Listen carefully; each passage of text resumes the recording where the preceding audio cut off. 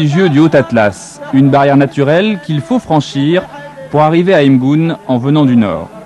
Comme les maisons qui se fondent dans la roche, les habitants restent fidèles à des modes de vie millénaires. Dans ce paysage grandiose, le temps semble s'être arrêté. Après une longue descente vers la province de Taroudan, on quitte la route Agadir-Ouarzazate pour arriver grâce à une piste au village d'Imgoun.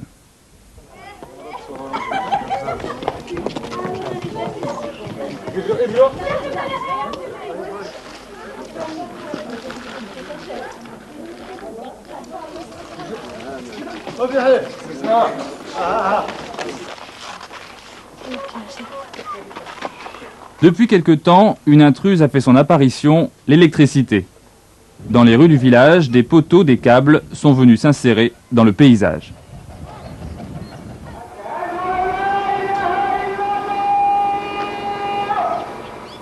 Imgoun était éloigné du réseau national, avec impossibilité par conséquent de s'éclairer. Maintenant, au crépuscule, des scintillements apparaissent.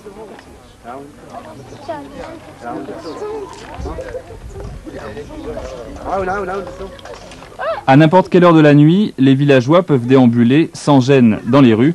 Dorénavant, tous ont l'électricité chez eux et pour certains d'entre eux, la télévision. C'est le fruit d'une action exemplaire associant des villageois, leurs compatriotes travaillant à l'étranger et des ouvriers et techniciens français. Tout est parti de l'Argentière, en France, dans les Hautes-Alpes. Alors ici, c'est l'Argentière la Bissée. Voilà la Dieu qui est parti sur la Durance, sur la vallée de la Durance. Et c'est ici que Pichinet s'est installé. Et cela, c'est le grand site de Pichinet qui est fermé en 1985. Il y a toujours eu ici une tradition de Marocains qui travaillent dans l'usine depuis la guerre. Qui ont resté travailler ici. Ils ont joué un rôle important au niveau dès les années de Deuxième Guerre mondiale. Et ensuite, les familles appelées à d'autres, elles sont concentrées ici. Et ils sont tous venus de la même région au Maroc, de la région de Taliwin et dans ses environs. Alors après la disparition de Pichinet, c'est là qu'on s'est réunis avec les Marocains de l'usine pour créer l'association Migration et Développement. Hassan Big, l'un des ouvriers qui a participé à l'opération. Il retrouve ici ses compatriotes au foyer des travailleurs. Il fait partie de Migration et Développement, l'association qui a lancé le projet. Il a accepté de participer financièrement. Son village natal, il ne l'oubliera jamais. بسم الله الرحمن الرحيم والعصر إن الإنسان لفي خسر إن الذين آمنوا وعملوا الصالحات وتواصوا بالحق وتواصوا بالصبر. On fait ça parce que c'est notre village. On retourne un jour quand même. Un jour on prend la retraite ou s'il n'y a pas de travail en France, on ne sait jamais. Ça se passe vite, des choses comme ça. Alors on est obligé de retourner à notre village. Si on ne construit pas le village maintenant qu'on a un peu de l'argent, si on ne travaille pas, on n'a pas de l'argent, on ne peut plus faire rien du tout. C'est Laoussen Jamal, un ancien ouvrier de Péchinet, qui va piloter toute l'opération. Avec sa bonne connaissance des réalités économiques, grâce à une formation à l'école des hautes études en sciences sociales, il réussit à convaincre les émigrés marocains de l'intérêt du projet. À partir d'ici, quand on a fait notre groupe, comme vous le savez, les immigrés, c'est aussi organisé par région marocaine en France. Donc l'idée s'est vite étendue à d'autres régions, à d'autres immigrés à Paris, à Perpignan, à Marseille, à Nice. Maintenant en Hollande, en Espagne, on discute petit à petit avec eux et le cercle s'élargit de plus en plus et les immigrés participent, les Marocains en particulier, participent de plus en plus à cette démarche, c'est-à-dire à réfléchir au développement du pays, à investir dans le pays, mais à investir aussi dans le monde rural, ce qui constitue leur pays d'origine véritable. Tout commence par l'électrification d'Imgoun, à laquelle des techniciens d'EDF sont associés. Ils ont choisi résolument de prendre ces travaux sur leur temps de vacances. L'ambiance est chaleureuse, placée sous le signe de l'amitié. Dominique Andrieux, agent technique à l'EDF, a participé à un chantier voisin à Amin Ouassif. Elle raconte dans quel état d'esprit s'est passée l'opération et comment se répartissaient les rôles. Au départ, l'étude était faite préalablement avec les Marocains. Donc, quand nous sommes arrivés, les supports étaient plantés, les ancrages étaient déjà mis sur les façades. On a eu à mettre le fonctionnement de l'équipe, c'est-à-dire qu'on a fonctionné en 3 équipes. Un responsable d'équipe, avec 2 Français qui étaient monteurs de métier et 4 ou 5 donc, Marocains en formation et en perfectionnement.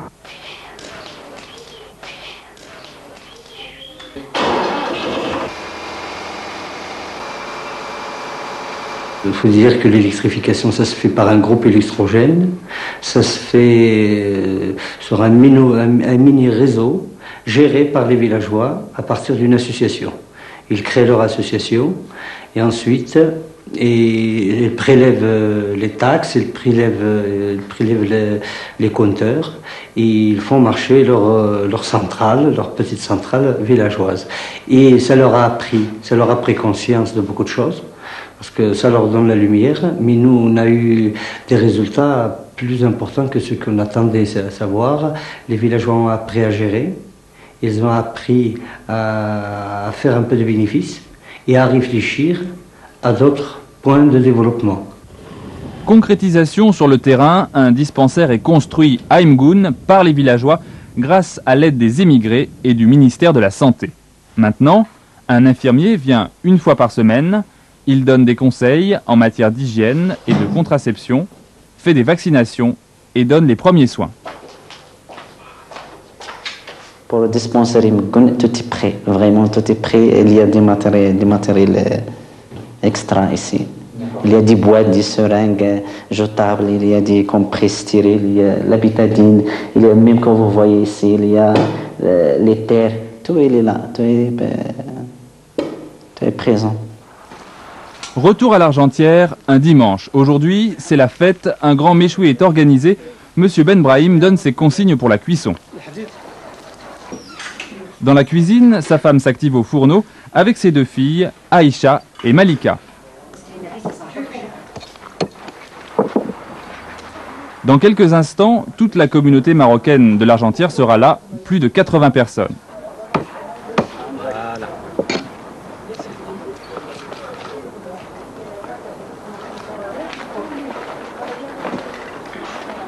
Bel exemple de générosité, tous, à des degrés divers, ont participé aux actions de développement de leur village d'origine, menées par Migration et Développement. Arrivés en France en 1965, les Ben Brahim habitent une grande maison à l'Argentière.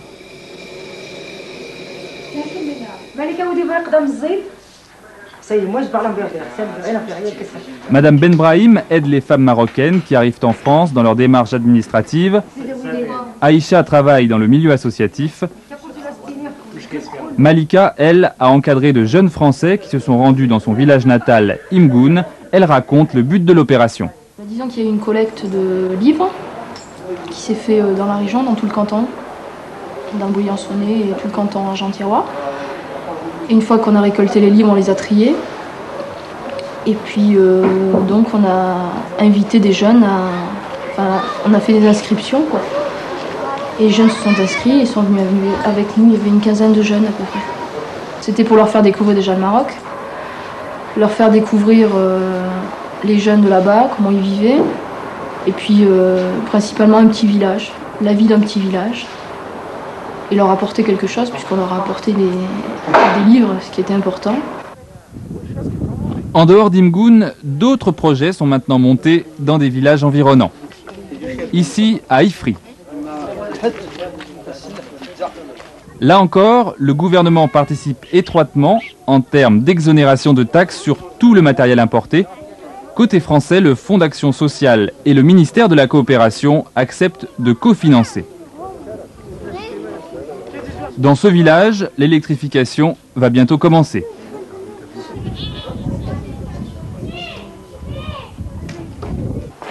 Déjà, les villageois et les correspondants de Migration et Développement préparent les travaux.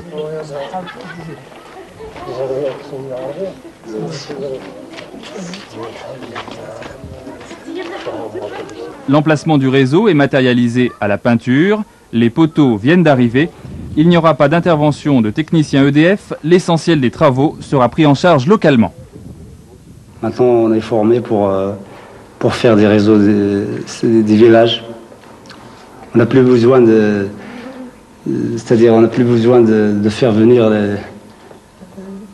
quelqu'un de loin pour organiser. C'est nous qui organisons des associations au village, c'est nous qui plantent les poteaux, c'est nous qui tracent les réseaux.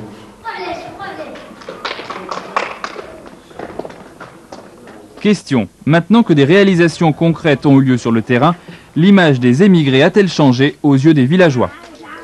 Par rapport à quelques années en arrière, c'est vrai que quand on arrivait, c'était tout de suite, c'est les Français, de toute façon, on ne nous calcule pas, on est toujours mis à part, de toute façon, mis à part dans la famille, quoi.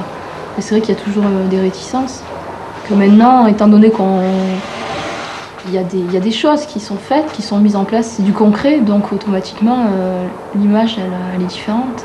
Les villageois voient maintenant les immigrés comme un intérêt général. Ils ne les voient plus comme des gens qui vont chercher de l'argent pour leur famille ou pour eux. Depuis qu'on a commencé les projets, l'ensemble des villageois considèrent que l'action des immigrés est une action générale, de l'intérêt général. Les projets vont prendre dans les prochains mois de plus en plus d'ampleur. En suivant cette même logique fraternelle d'échange, le problème de l'irrigation sera bientôt abordé.